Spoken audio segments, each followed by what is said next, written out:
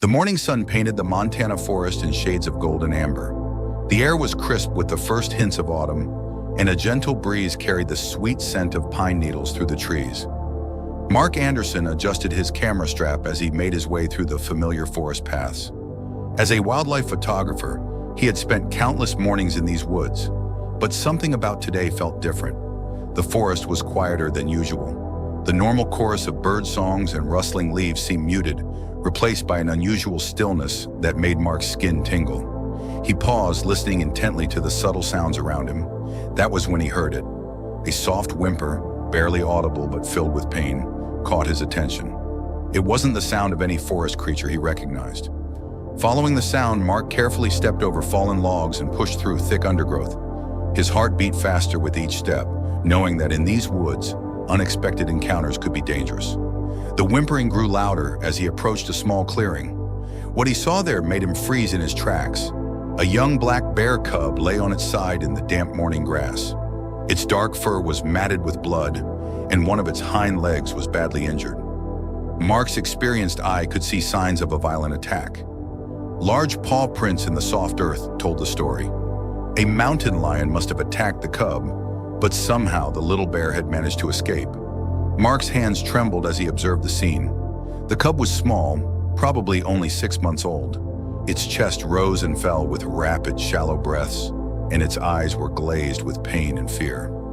There was no sign of a mother bear nearby, which was unusual and concerning.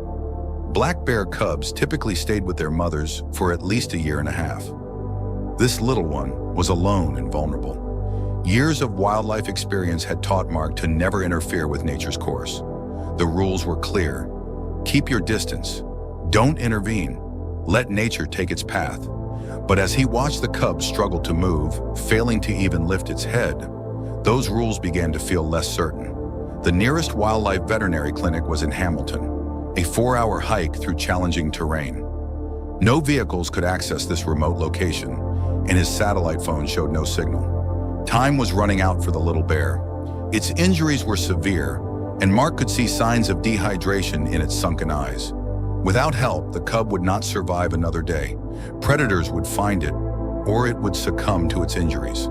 The thought made Mark's chest tighten with emotion. He knelt down, maintaining a safe distance while assessing the situation. The cub was small enough to carry, perhaps 20 pounds at most. But even a young bear was still a wild animal with claws and teeth. The risk of being injured was real. Moreover, interfering with wildlife was against regulations. Mark could face serious consequences for his actions. Yet as he watched the cub let out another weak whimper, something deeper than rules and regulations stirred in his heart. This wasn't about following protocol anymore. It was about making a choice between walking away and taking action. The cub's eyes met his, and in that moment, Mark saw beyond the wild animal to a living being in desperate need of help. With careful movements, he removed his expensive camera equipment from his backpack. The thousands of dollars worth of gear would have to stay hidden among the trees. He needed the space for more important things now. From his pack, he pulled out an emergency first aid kit and his water supplies. As he prepared for what would be the most challenging journey of his life, Mark's mind was clear. Some moments in life required breaking the rules, and this was one of them. The decision was made. He would carry this injured bear cub to help, no matter the personal cost. As the morning sun climbed higher in the sky, Mark began to prepare for a journey that would test his strength, endurance, and humanity in ways he never imagined. Mark worked quickly as the morning sun climbed higher in the sky. Every minute was precious, and he knew the next few hours would push him to his limits. His hands moved with purpose as he transformed his photography backpack into a survival kit. Energy bars, water bottles, and basic medical supplies would be essential for the journey ahead. With gentle movements, he approached the injured cub. The young bear watched him with wary eyes but was too weak to resist as Mark carefully examined its wounds. The leg injury was worse up close. Deep gashes ran along the cub's hind leg, still seeping blood. Using clean water from his bottle, Mark softly cleaned the wounds.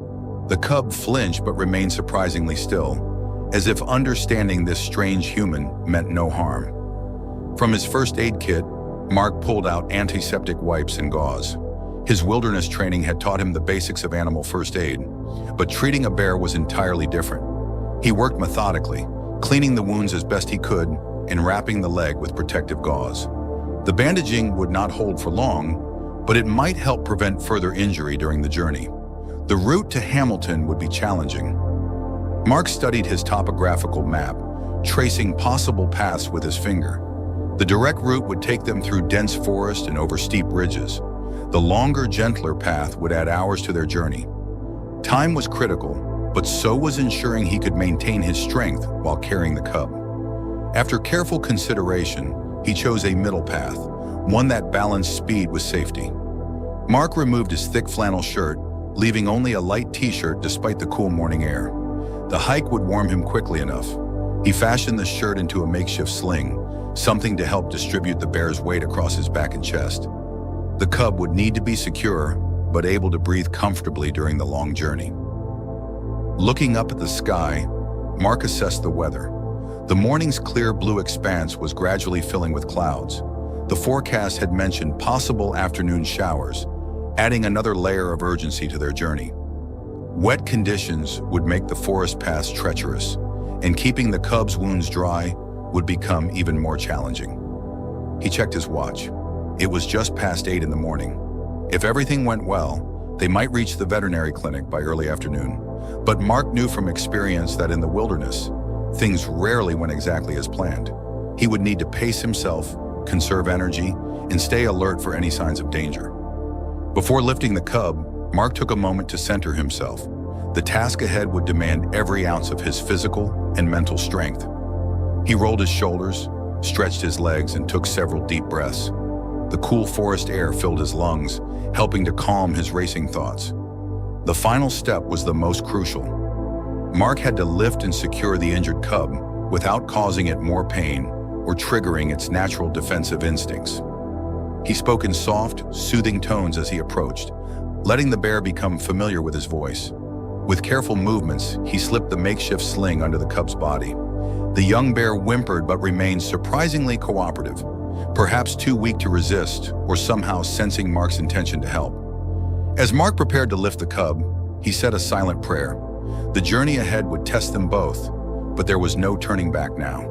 Their survival would depend on each other, an unlikely partnership born of desperate circumstances.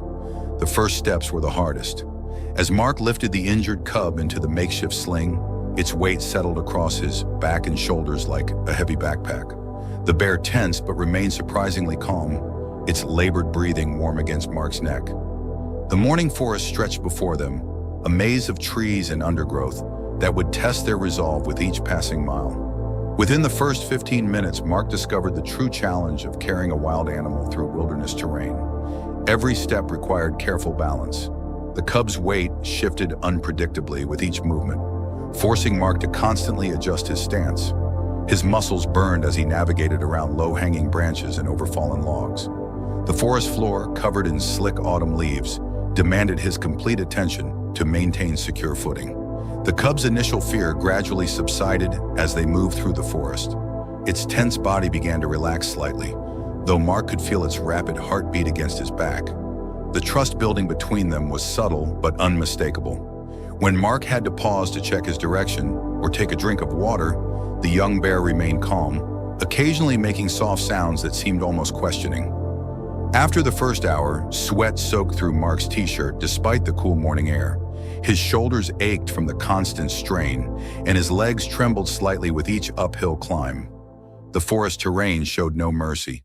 Thick patches of underbrush forced him to take longer routes, and steep inclines left him breathing heavily. Yet Mark pressed on, knowing each step brought them closer to help. Navigation proved more challenging than expected.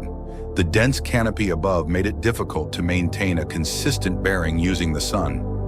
Mark had to stop frequently to check his map and compass, precious minutes ticking away with each pause. The longer route he had chosen provided easier terrain, but the winding path sometimes left him second-guessing his direction. The weather began to shift as the morning wore on. The clear sky gradually disappeared behind a blanket of gray clouds. The changing air pressure brought a stronger wind that rustled through the trees, carrying the distant scent of rain. Mark knew they needed to make significant progress before any storms arrived. Wet conditions would make their journey significantly more dangerous. Small victories marked their progress. Each time they crested a hill or crossed a particularly challenging stretch of terrain, Mark felt a surge of accomplishment. The cub seemed to sense these moments too, its breathing becoming calmer during their brief rests. During one such pause, Mark noticed the bear had begun making soft churring sounds, a noise he recognized from his wildlife studies as one cubs used to communicate with their mothers. The unlikely bond forming between them grew stronger with each passing mile. When Mark had to scramble over a fallen tree, the cub adjusted its position instinctively, making the awkward maneuver possible. These small moments of cooperation felt almost miraculous, as if the young bear understood their shared purpose in this journey. New obstacles emerged as they pressed forward. A section of their planned route was blocked by a recent rock slide, forcing them to detour through thicker forest. The alternative path led them through a series of steep switchbacks that tested Mark's endurance. Each step had to be carefully chosen, as a fall now would be disastrous for both of them. As they approached the end of their first hour, Mark faced the reality of their situation. His body was already showing signs of fatigue, and they had only covered a fraction of the distance to Hamilton. The cub's breathing had become more labored, and the makeshift bandage on its leg needed attention. Yet giving up was not an option. They had come too far, and the trust building between them felt too precious to abandon. The forest ahead seemed to stretch endlessly, but Mark's determination only grew stronger. Each step forward was a small victory, each mile a testament to the extraordinary connection between a human and a wild creature united by circumstance and survival. 3 hours into their journey, exhaustion began to take its toll on Mark's body. Every muscle screamed in protest with each step. His shoulders had gone numb from the constant weight, and his legs trembled from navigating the uneven forest terrain. The physical demands of carrying the injured cub pushed him to limits he never knew he possessed. The bear's condition worried him more with each passing hour. Though the cub remained remarkably calm, its breathing had become more shallow and irregular. The makeshift bandage on its leg was soaked through, and Mark could feel the animal's body temperature rising. During a brief rest, he used the last of his clean gauze to re-bandage the wound. The cub watched him with eyes that seemed to hold both trust and pain, stirring something deep in Mark's heart. A steep ravine blocked their path, forcing them to traverse along its edge to find a safe crossing. The detour cost them valuable time and energy. Mark's boots slipped on loose rocks, each near fall, sending jolts of panic through his body. The cub sensed his tension, pressing closer against his back in what felt almost like an attempt to help maintain balance. The connection between them had evolved beyond mere carrier and cargo. When Mark spoke softly to the cub during their brief rest stops, it responded with gentle movements and soft sounds. These moments of communication felt almost supernatural, as if their shared ordeal had broken down the natural barriers between human and wild animal. Thunder rumbled in the distance, and the wind carried the unmistakable scent of approaching rain. Mark knew they needed to find some form of shelter soon. The cub's wounds had to stay dry, and his own exhausted body would not handle well in slick conditions. Yet the forest offered little protection from the impending storm.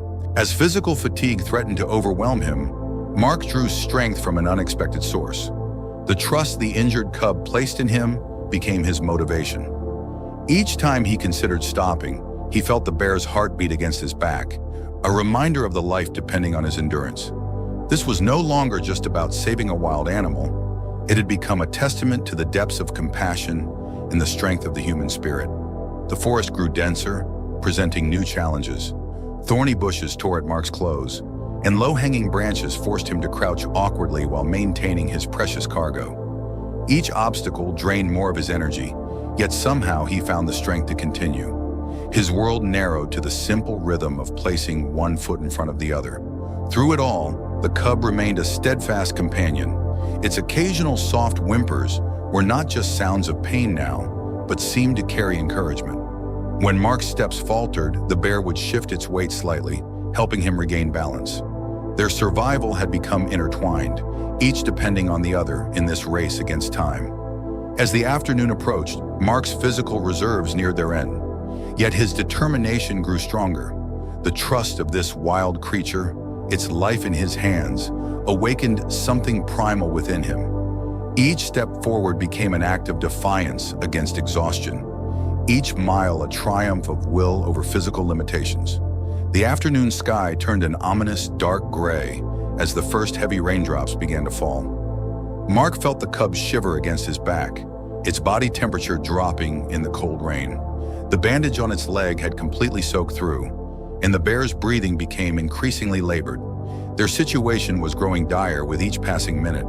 The rain quickly transformed the forest floor into a treacherous surface. Fallen leaves became slick underneath Mark's boots, and the soil turned to mud that sucked at his feet with every step. His legs, already pushed beyond their limits, began to shake uncontrollably. Each step required intense concentration to avoid falling. Mark's vision started to blur from exhaustion. Hours of carrying the injured cub had drained every ounce of his strength. His shoulders burned with an intensity he had never experienced, and his back muscles spasmed painfully. The weight that had seemed manageable at the start now felt impossible to bear. The cub's condition deteriorated rapidly in the cold rain. Its soft whimpers grew weaker, and its body trembled continuously. Mark could feel the bear's heartbeat becoming irregular against his back. The trust they had built over their journey made these signs of decline even more heartbreaking. He spoke gentle words of encouragement, though his voice cracked with emotion and fatigue. Lightning flashed across the sky, followed by deafening thunder. The storm's intensity increased, turning the forest into a maze of wind-whipped branches and stinging rain. Mark searched desperately for shelter, knowing they needed to protect the cub's wounds from the downpour. A fallen tree created a small natural shelter, and he carefully maneuvered them underneath. During this brief respite, Mark checked the cub's injuries. The sight made his heart sink. The wound had begun showing signs of infection, and the bear's eyes had grown dull with fever.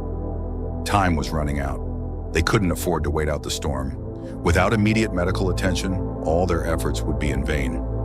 In this moment of near despair, Mark found strength he didn't know he possessed. The thought of failing now, after coming so far, ignited a fierce determination within him. He removed his last dry layer of clothing and wrapped it around the shivering cub. His own comfort no longer mattered. Only their shared survival counted.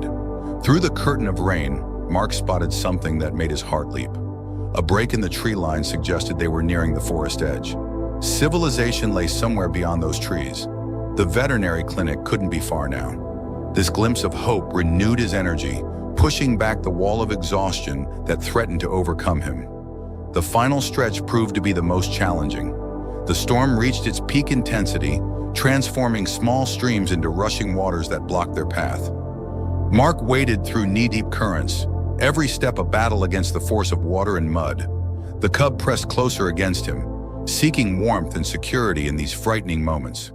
Their shared ordeal had created a bond that transcended the natural order.